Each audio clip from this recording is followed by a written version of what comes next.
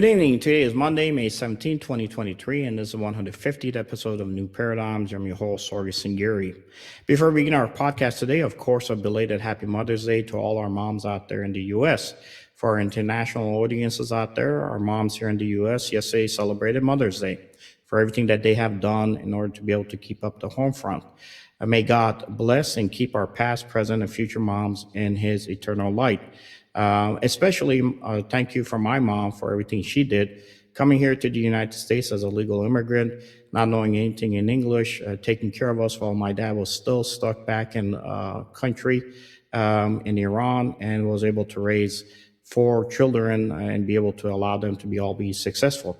And very much of a thanks to my lovely wife, Helen, who is a multi-spouse, for giving me the opportunity to serve 20 plus years in the U.S. Army Infantry Special Operational Forces, 6 years of continuous combat ops as she raised the family member as well as deployed overseas, serving my adopted nation, and also still giving me the opportunity, even now today, to be able to serve this nation to the best of my abilities.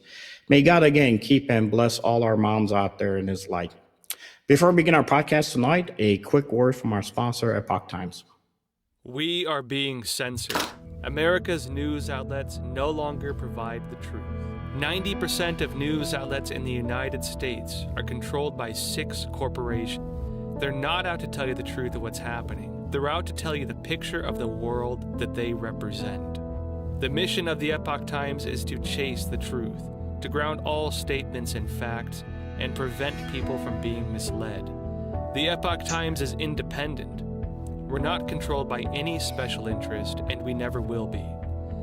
This is a battle between truth and deceit, a battle between forces that would ensnare this country in ignorance, and between a media that wants to present you with the truth. Subscribe today to our digital edition at theepochtimes.com and join the Americans who are seeking truth and tradition. Read the difference on all your devices. We'd love to have you on board.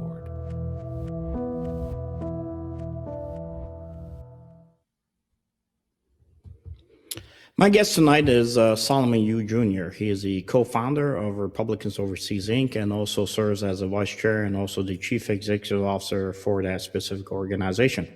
Yu is a legitimate immigrant who was born in communist China.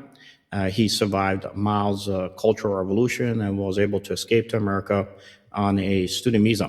He spoke only 2 phrases, thank you and also Coca-Cola, when he came to the U.S. or Americas, which is more than I spoke.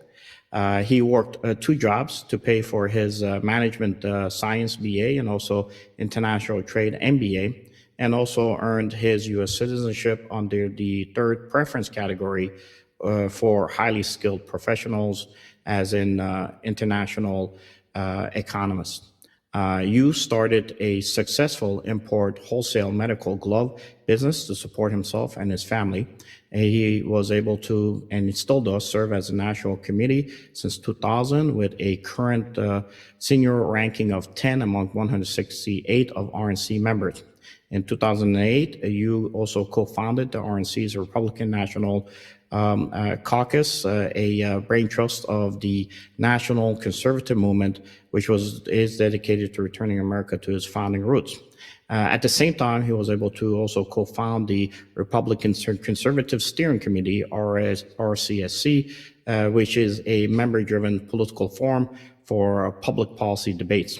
From 2011 to 2018, Yu also served as the vice chairman for 3 different PACs, the U.S. Super PAC, the Republican Super PAC, and also the Grassroots Conservative Coalition. As president of the Grassfire Strategic Planning and Management Group, LLC, Yu also was able to manage many political campaigns projects throughout America. As a senior RNC leader, Yu has served as a member of the RNC's Executive Committee, deputy permanent co-chairman of the Republican National Convention for 2012, a member of the 2012 Republican National Convention Committee on Credentials, and also special envoy of the RNC chairman to the Republicans abroad worldwide. Solomon has currently served as a member of the RNC Standing Committee on Rules and also Presidential Debate Committee. He has also successfully been able to defend President Trump's nomination at the Republican National Convention for 2016 by proposing Robert's Rules of Order instead of the House rules to govern the convention itself. He also proposed that the RNC rules changes that were going to be taken effect would not take effect until the conclusion of the convention. Although those specific proposals were not adopted, his efforts did thwart the plans of the Never Trumpers and also the Vote Your Conscience movements to taking over the nomination for themselves. Solomon is currently joining us today to discuss the backyard wars in U.S. elections and also try to answer whether or not the Oregon GOP was affected or influenced by the CCP at all. Solomon, it's good to have you here. Much appreciate the last-minute request to be able to bring you here today to speak about what's happening with U.S. elections. Thank you for having me. I'm honored to be here. It's my pleasure. I did want to bring you here today because I know we changed your schedule around a little bit, specifically also with what happened with the Durham report release. I did want to take your what your takeaways are from the Durham report as we continue to discuss China's role and how it affects our U.S. elections, even at the local levels. I think this report shows U.S. government and especially FBI has been weaponized. And this is consistent with what we have seen, including FBI raid on Trump's Mar-a-Lago house. And this is so uncalled for because you see this kind of stuff only in Putin's Russia or Xi Jinping's China. And now the question to me is, are we losing this republic? The answer is yes, we're getting very close to lose this republic. You know, I mean, the sad part is, and both of our legal immigrants, you know, I made a joke that you came here, you at least knew a couple of phrases. I didn't even know what no or yes meant when I came here. And I know it hit me really hard when initially they introduced me at school and the teacher was using no and yes. I had no clue what the meaning of those words were. So it was difficult for me. You know, you as a young man at 9 to 10 years old, you start crying because you cannot answer back. You know, we recovered from that. We both have had successful service in the nation. And, you know, as you have served the Republican Party in many different ways and co-founded a lot of their organizational structures. For me, you know, I'm the vice chair for the Syrian GOP here in Illinois, and I ran for office myself because we understand what is out there and from where we came from. The issue has become that, you know, some of the countries that we escaped, unfortunately, have a lot of influence here. You know, for me, leaving Iran lobby is big when it comes to some of the administrations, especially under the Obama administration and even current effects. And I know you know that the Chinese Communist Party has major effects even at the local levels. I do want to kind of look at a video that we have that looks at the bigger picture from the strategic side, and then we could talk through as we look at how it influences us here at the local level. So with that said, I'm going to cue up our first video.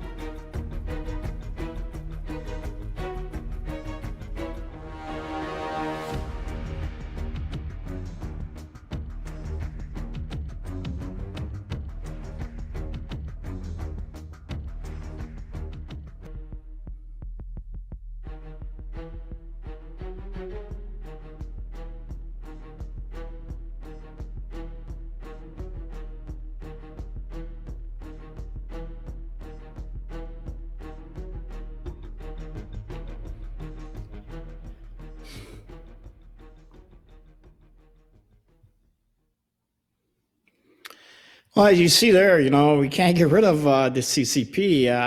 If you could explain to Oh, your audiences about your background in Taiwan and what's happening here. right. What you have seen is that Taiwan is losing formal diplomatic relationships to China. What we call is dollar diplomacy, and but the kind of dollar diplomacy also hurt us because Chinese buying those countries with their money and infrastructure programs, and meanwhile, they establish foothold in our backyard.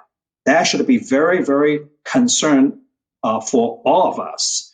And one of the picture about Panama. Remember Panama Canal? And that is a very strategic shipping channel. And so now they are actually managing Panama Canal. And the other thing is that China has been threatening Taiwan with a invasion, and everybody predict could be 2027, and also could be even earlier. But this kind of stuff will get us into another war, and we must take a very, very strong stand and now to defend Taiwan, not play games.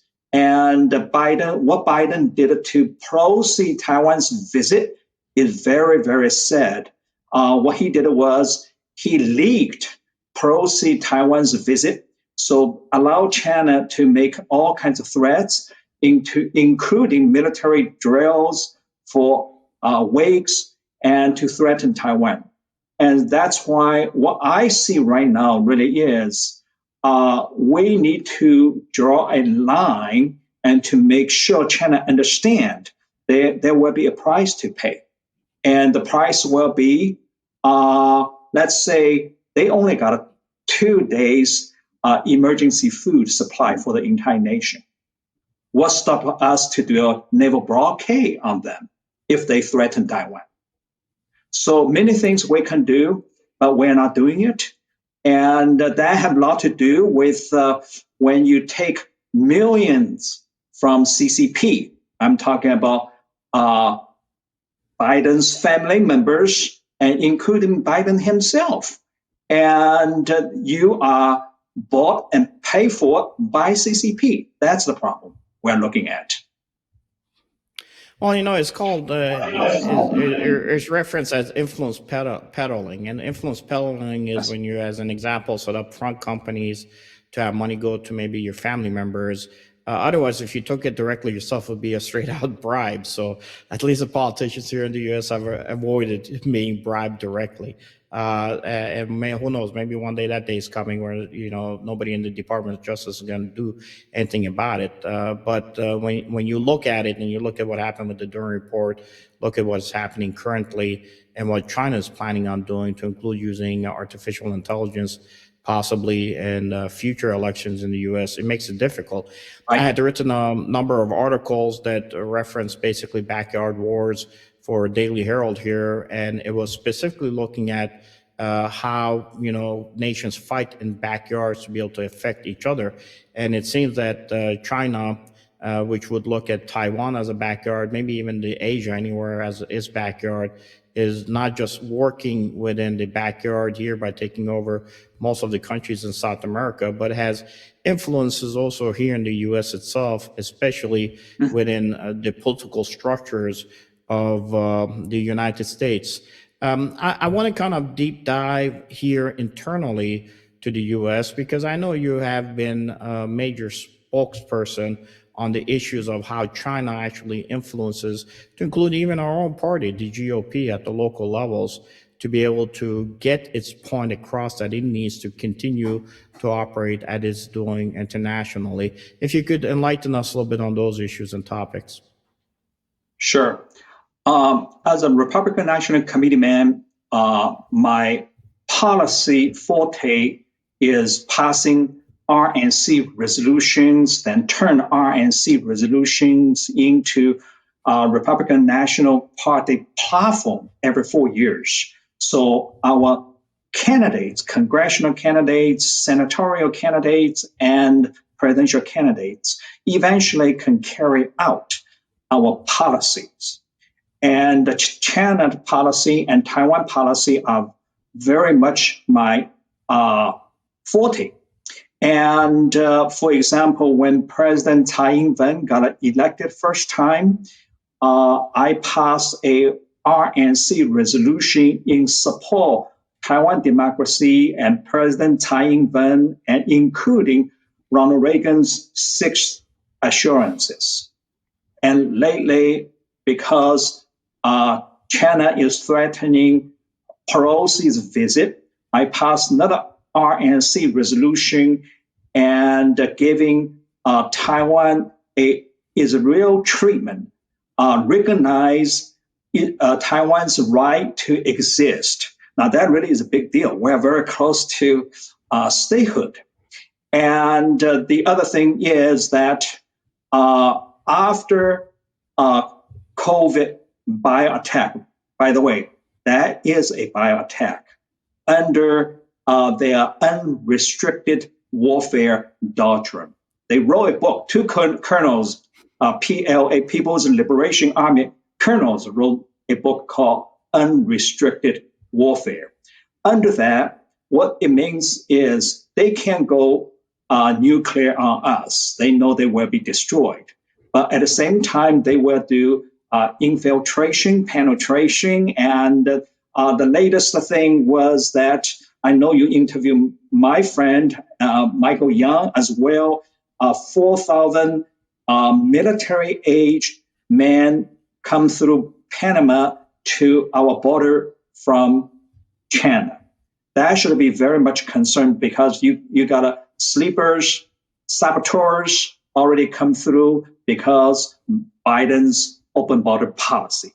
Now, the other thing, I passed that resolution basically calling to hold CCP China accountable for Wuhan virus spy attack and murdered over 1 million Americans on our own soil. And more importantly, calling on U.S. Congress to take away China's sovereign immunity. Why is that?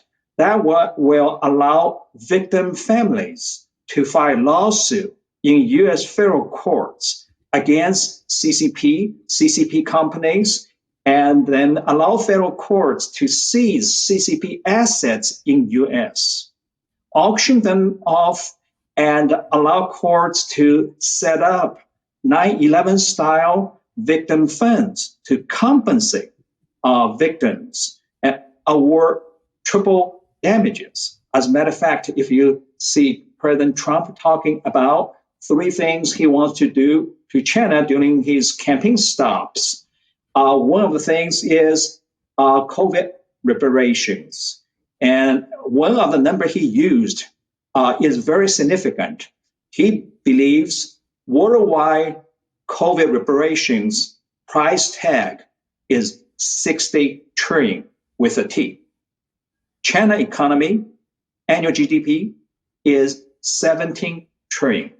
Now, with that in mind, this will bankrupt CCP as we know it. The reason is, think about Reagan's Star Wars program. It bankrupted USSR. They couldn't compete with Reagan's Star Wars initiative. And Trump's reparation for COVID victims will do the same thing to bankrupt CCP first. And so they won't be able to compete militarily and politically at the same footing with us. So to neutralize them before they can attack Taiwan or attack U.S. mainland again. No, look, I know that you had mentioned in other discussions that it's very important to try to at least go out there and even go after their ability to move US dollars. If you remove the Mhm. US dollars out of their banking capability, you kind of bankrupt them. I know where we are, why we are where we are today, based on me and you have talked on the issues of the new power relations, which was a proposal that Wang Yi had initially proposed in 2012 at a Brookings Institute discussion. I wrote an article on it for Near East Center, which we posted in October of 2015. And we were all waiting for Susan Rice under the Obama administration to come out and counter it when she gave her speech at George Washington University. Unfortunately, she came Right. out to and talked about how to actualize it, which is why we are in the mess we are now under that concept of new power relations. We were supposed to be competing, in this case, U.S. and China, on the resources that exist in Africa. But yet China would be really kind of localized in Asia. U.S. would be at that time under Obama wanting to basically leave the Middle East and focus on South America. When Trump came in, of course, he wanted to leave Middle East too, but he wanted to basically pivot towards China and counter it Yeah. by working with our allies, India and other nations. Unfortunately, today, where we are now, China has completely bypassed its own plan by where they're actually taking over territories and fighting, paying money for fights that are taking place, whether it be in Sudan or in Nigeria, to counter us, and are basically buying US dollars, our allies in South America, as this immigration influx is coming in. And for our viewing audiences that are not aware, my first year anniversary for Near East, when we wrote the article, we talked about how Turkey, we just had its elections yesterday, and they're going to have a runoff elections in another 15 days, or the second portion of their elections, because Erdogan didn't get 50%. Plus, he was using migrants as a weapon system and a new Yeah. oil to try to really focus and trap the EU in what he wanted as demands.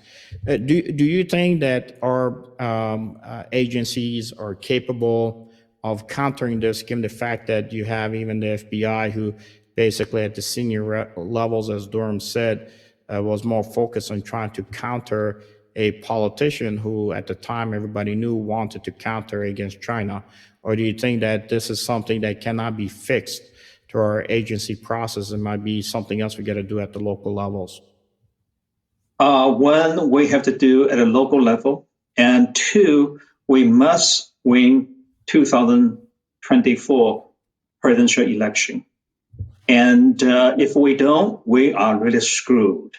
The reason I'm saying that is, if you think about what happened to the Department of Justice and to FBI, and not only they weaponize the legal system against their political opponents, and also they don't want a political opponent to do the right thing. For example, secure the border, right? And also to really deal with China threat. And unfortunately, this kind of stuff, you won't see any change until we win elections 2024. And also take back the Senate majority is so important. That gives us a chance to do the kind of legislation I'm talking about to hold CCP accountable for Wuhan virus bioattack.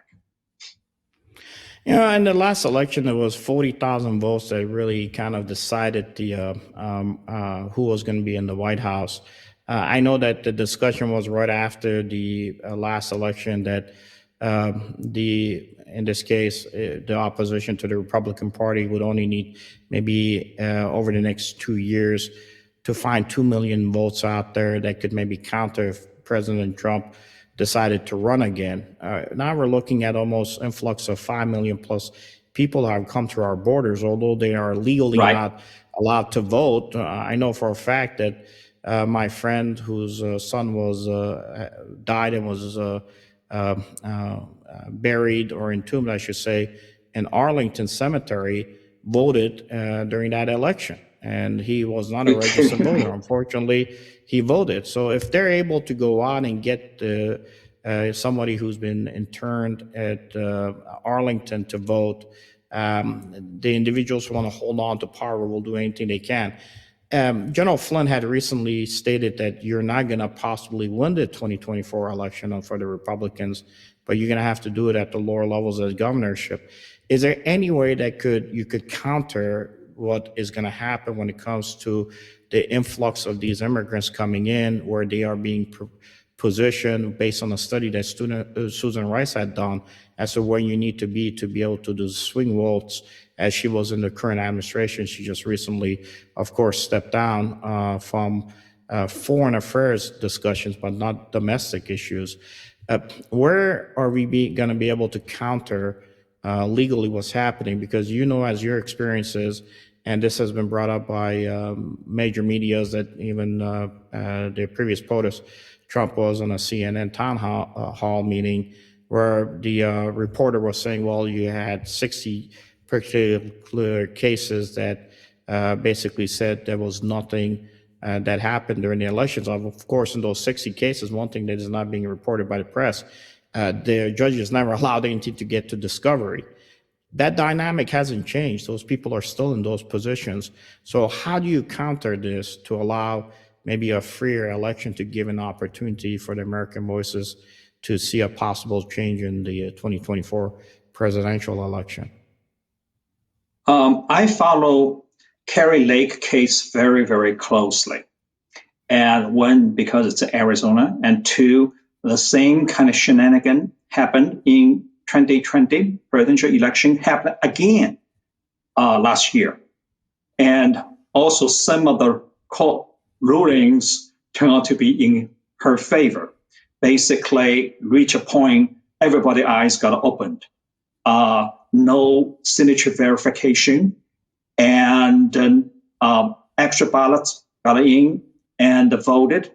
And so the margin of victory for Democrat opponent is so small. Right now, all those ballots being challenged and re-examined. Eventually, we will learn something. But that also tells me two things. One, this fight at a local level really is county by county by county. The reason is you got to send in your poll observers and challenge the decision immediately and fight injunction immediately. And one thing we learned, 2022, when Republican lawyers were not there, file conjunctions immediately, and then our poll watchers got kicked out, and they didn't know who to call, which number to call.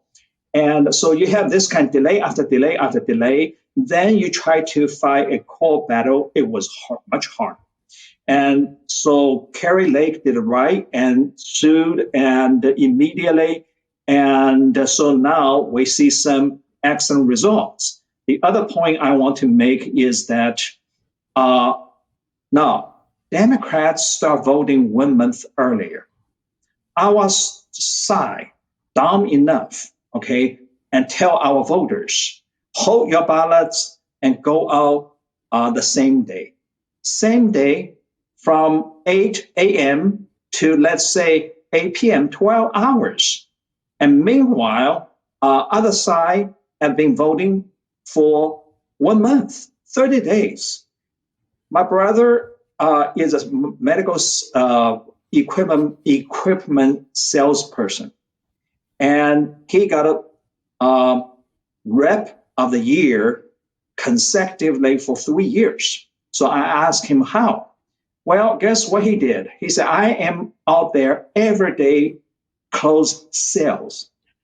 But my competitor, the guy didn't get it. He did it in 1 month. So if I did it every day for 12 months versus for 1 month, guess who is going to become the rep of the year? Same thing. And now, one more point is, in many states, ballot harvesting is legal. But we're dumb enough because we don't like the law put in by Democrats, and we don't beat them in that game. That's the mistake. In warfare, you got to play offense. You got to beat them in their own game, and you got to do better than they do. So we're not competing on the same level.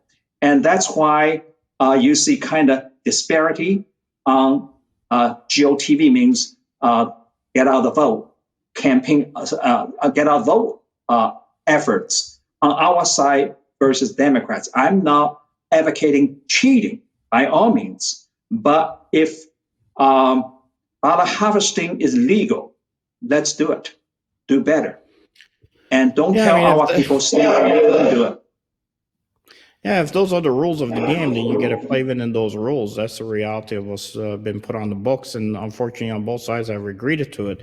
The issue we have here in this discussion about how you have the CCP influencing U.S. elections is that CCP knows the rules here better than we do, and they actually utilize those rules to help the candidates that they want to see in play. But they don't just work with one side of the aisle. They try to influence the other side of the aisle too by getting their supposedly agents into those organizational structures, whether it be Republican or Democrat.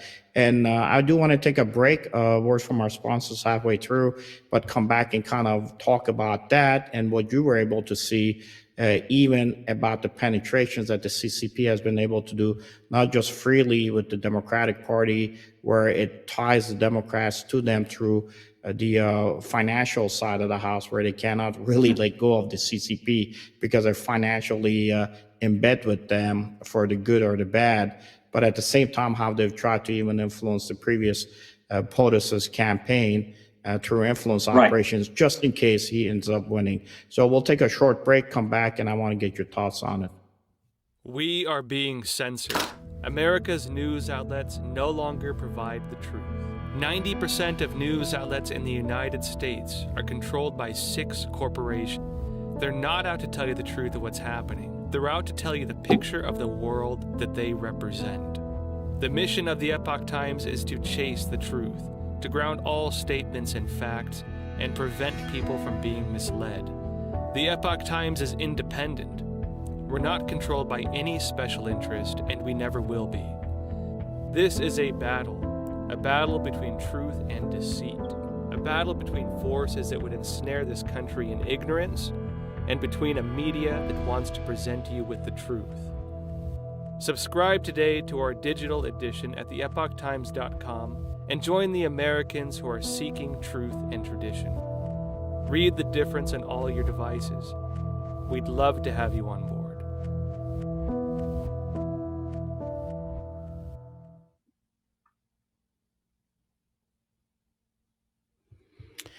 Solomon, I do want to know that the Oregon Republican Party has really not supported, maybe I'm talking out of turn, your wants and desires to counter what China has been able to do. And China has been able to exploit its contacts there to be able to even have a recall campaign against you. Tell us about how it was able to get in there. We do know that initially got in because Oregon was the first state to ever sign a economic deal with China, which really other states have tried to copy now. So everybody who was involved on both sides of the aisle, Republican, Democrat, had already their hands into cookie jar. And when an individual like you comes along, you're disrupting their way of doing business. How did the recall campaign start? What were you able to identify, which was possible influence operations towards the previous POTUS and his campaign? And where are we today? Okay, the recall petition started circulating 4 days after I met with President Trump. And on April 14th in Indianapolis, the reason I met with him was going to persuade him to target Oregon, help us to flip Rouge State in 2024. Now, we have a very unique situation. And the kind of situation also got you thinking, if all my friends, many of them did that, packing, and then move out of the state to Idaho, Florida, red states. So more conservatives moving out of Oregon, and that make our battle much more difficult to fight. But guess what? We can do it. The reason we can do it, last election cycle, we only need 9,000 votes, okay, to flip 4 congressional, not congressional, local House seats. And we can turn Oregon House majority, and then we will be able to stop all the bad bills Democrats pushing through, including gun control bills. And then the other thing is President is popular on our base. And unfortunately, our base also have a mindset. The mindset go like this. Oregon is a vote by mail state. That means we can't win in Oregon. Doesn't matter what we do, wrong. Remember, we just talked about, I misspoke, for 4,000 votes, okay? Last year, we can flip Oregon House. And only takes 6 seats to flip it. And so with that in mind, and plus, Democrat governor, poll number is in the tank, 3 months into her job. And because of that, we have a chance again. The other thing is very interesting. Oregon has a ballot measure, constitutional carry for all Oregonians. Now that's very popular movement. 27 states already got a law on the book, which is the majority, and in America. So we have that ballot measure. So from my perspective, that ballot measure alone should be able to turn out voters across political spectrum, Democrats, independents, non-affiliates, and Republicans.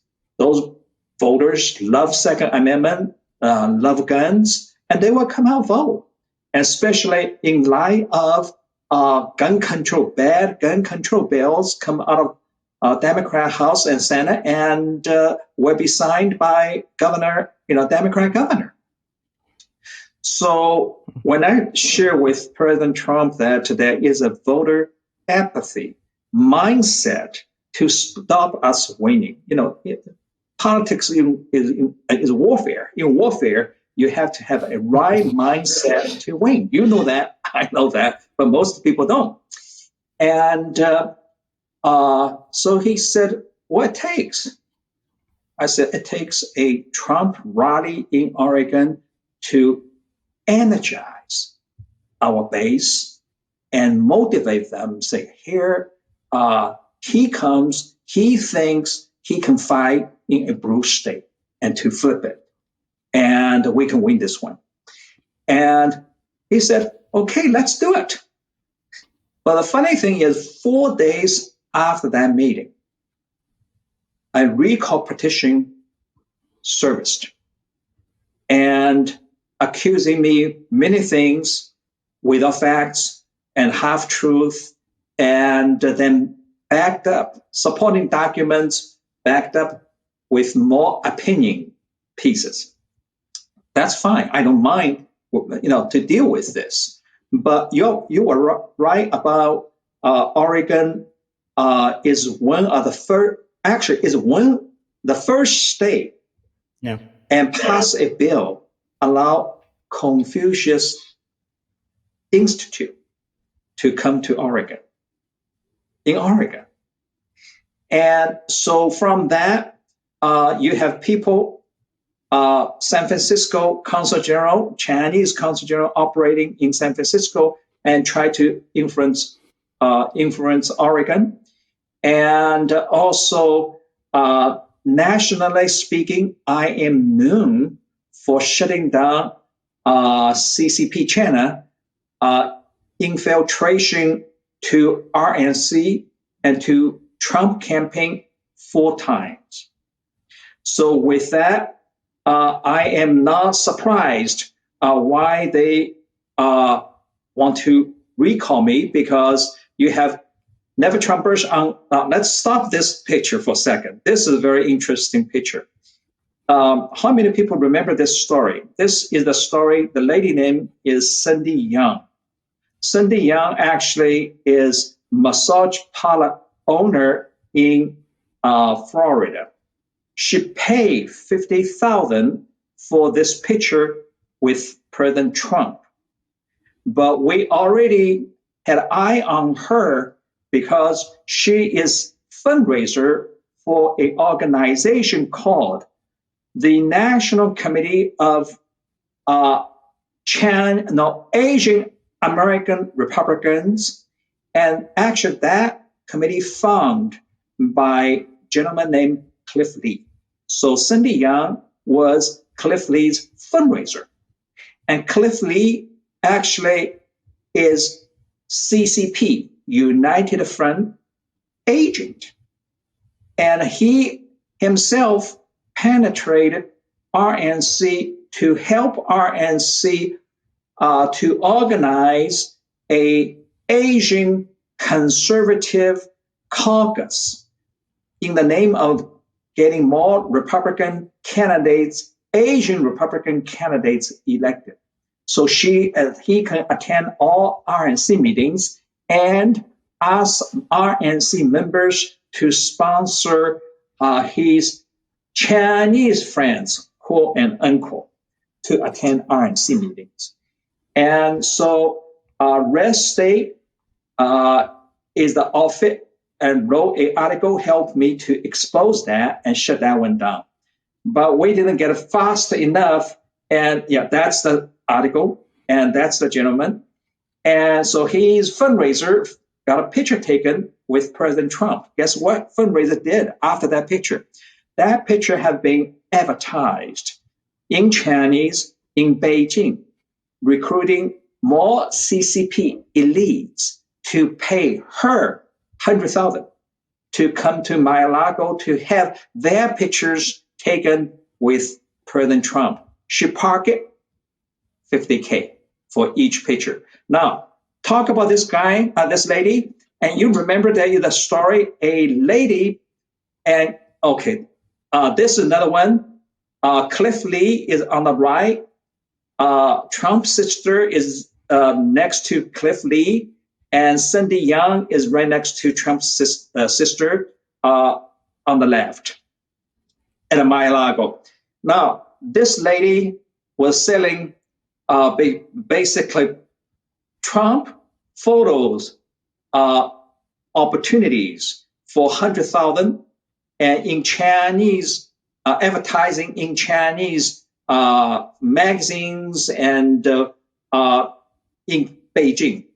And one of the lady came to Mar-a-Lago with 2 cell phones, $7,000, and 1 thumb drive with viruses. Secret Service arrest her, and she sentenced for 2 years. The reason what happened was my friend Steve Yates and I went to National Security Agency to shut this thing down, and that lady paid $100,000, did not get a proper notice, and she still showed up with a virus thumb drive and got arrested.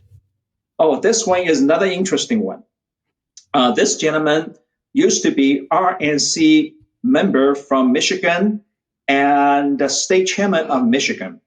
And he went to Chinese embassy, told Chinese ambassador, if you fund RNC members free trip to visit China, I will recruit 6 state chairmen to join the trip.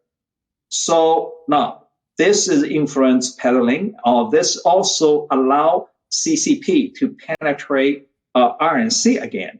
So reporter Ralph Hollow of Washington Times helped me expose this story. After this story, and the follow-up story, the headline was CCP permanently postponed this trip.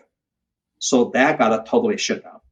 And so basically, this is the picture. And on April 14th, and I met with President Trump and talked him into come to Oregon to do a rally this cycle, which is for 2024 election cycle.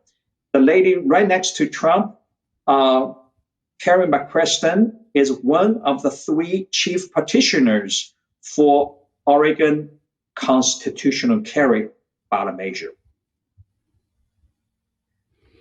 I mean, this is what we're trying to focus our viewers on so they understand. We just got the Durham report released today, and the report shows that the FBI, because at the highest levels, you had individuals who were just one focus-minded. They didn't like Trump because of his political affiliation, really pushed a narrative that was false, working really for, in this case, for the enemy, and destroyed an American presidency for literally all these years in the first term that the president was there, where they could have been looking at what was happening with the Chinese sending influencers internal to the Trump campaign. But they were so blinded because of their political allegiance to one party.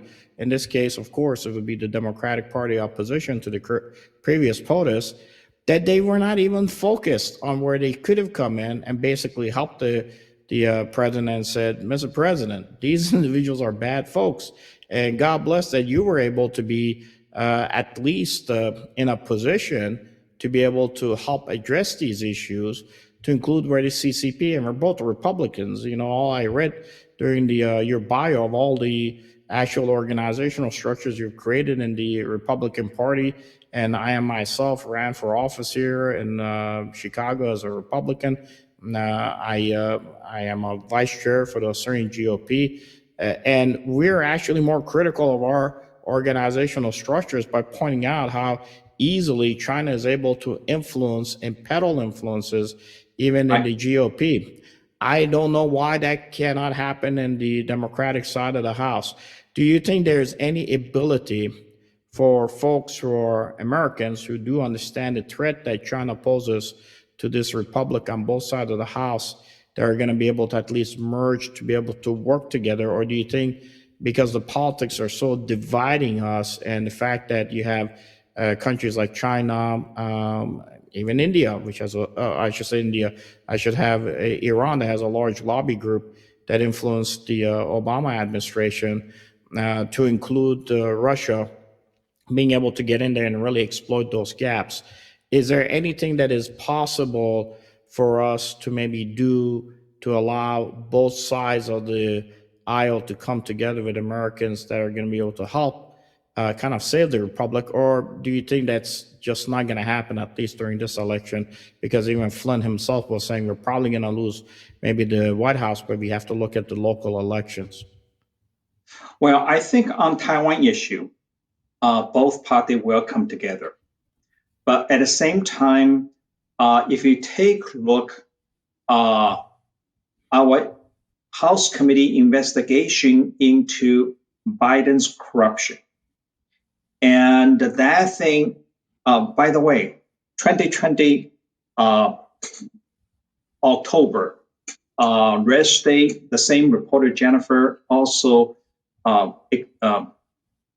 breaking a story for us. Hunter Biden formed a joint venture and called BHR. And BHR actually, Hunter Biden owned 10%, then Chinese elites owned the balance.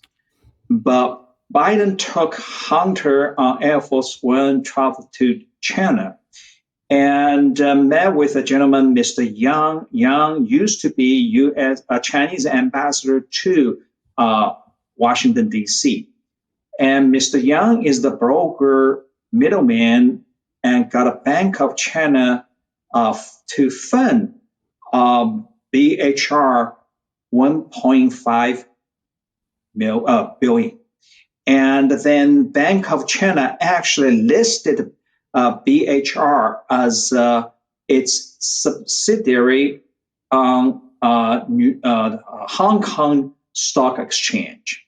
So Jennifer documented all that and to show the connection. And so when Trump talked about Biden's family received 1.5 billion, it's true. Now, Hunter only owned 10% of 1.5 billion, but remember that the 10% goes to Hunter's pocket, and Hunter will give another 10% to the big guy. That's Joe Biden. So that's the difficulty. The difficulty is that when Biden's taking money from CCP, now we know, documented, and bank transfers, all that happened. It's very difficult to expect one Democrat's corporation to investigate Biden's. And two, it's very difficult to get Biden's to do the right thing to save this republic. We are on our own. That's why winning 2024 election is so critical. We must keep the House majority, take back the Senate majority, and recapture the White House in 2024. Well, look, is important for both sides, right? Because one side or the other knows if they lose, they may lose their power ability or power projections. And in this case, if China knows that one candidate would be more favorable than the other one, then it will support the candidate it thinks at all levels using U.S. dollars. Unfortunately, funneled through U.S. businesses that are only care about the money that may make, and I don't think they really care about where the country is heading in the long run. As we're closing our show, I guess I want to give you last thoughts. Besides the fact that we have to win the 2024, from an individual who immigrated here and you've seen, where the country is, and you understand what the Chinese overall goal and efforts are projecting towards. What is maybe the next decade? What do you see that we can do to maybe not? We're probably not going to be able to defeat the CCP yet until we get everybody on the same sheet of music, but at least to be able to pull the teeth of the dragon so it cannot be as effective in our local elections rather than what it does internationally. What is the one key thing that maybe none of us are seeing that we could at least not allow it to be so effective in our local elections here in the U.S.?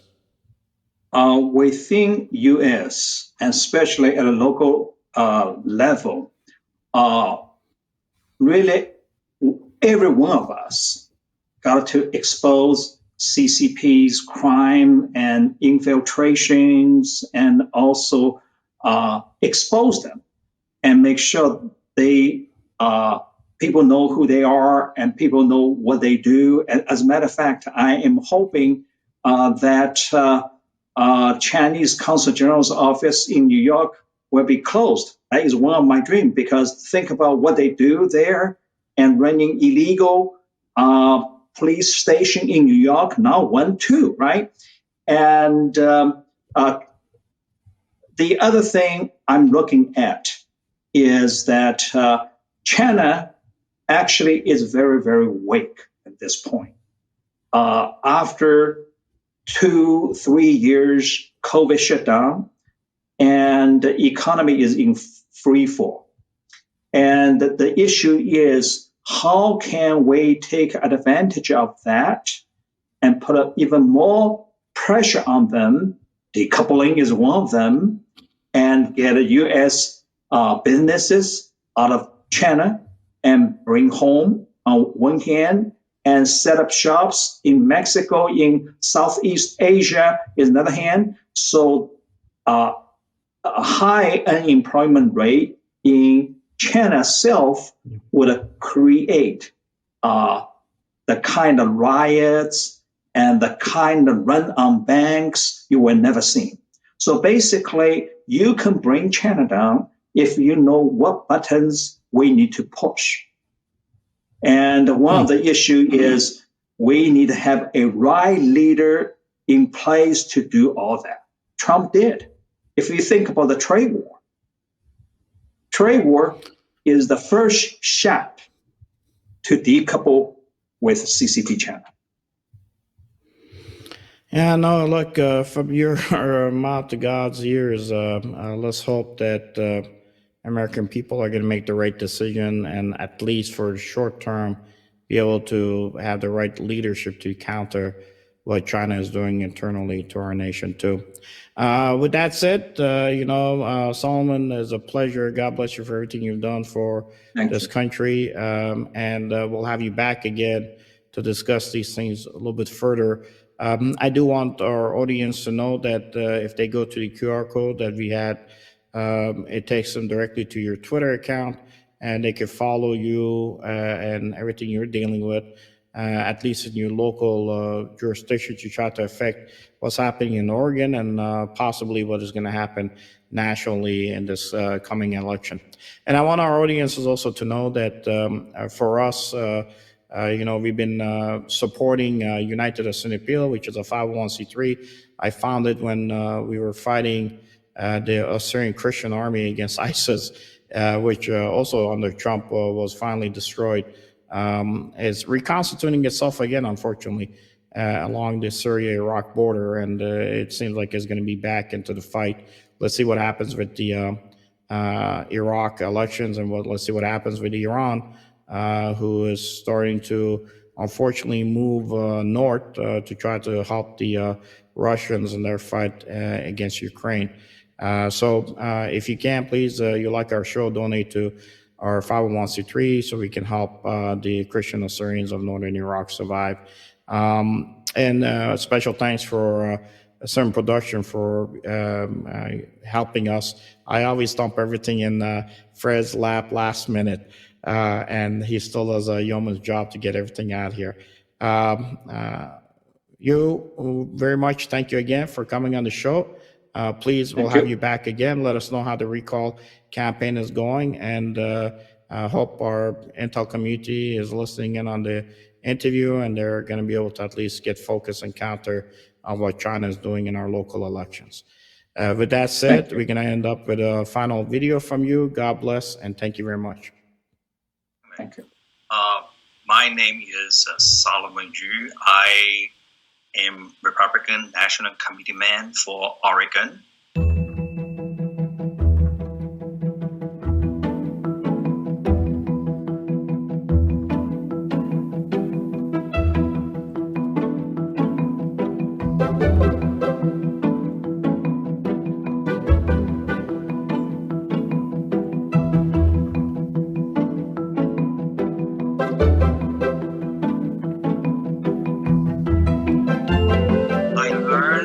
Extradition law from my hero, conscience of Hong Kong, Anson Chen. It started is I want my DC friends, that's how I phrase it, right? DC friends to know what is going on in Hong Kong, and keep them totally informed.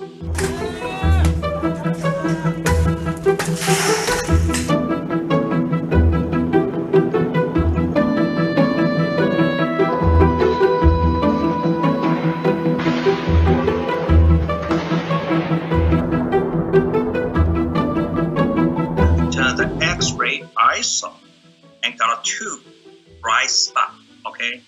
And so I talked to a MD, US MD, right?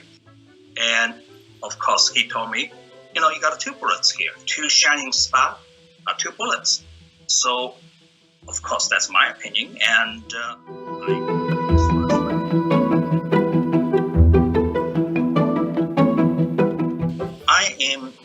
society, which is a free society, right? People can use my view, or people can criticize my view. Either way, doesn't matter to me. If they choose to use, that's great.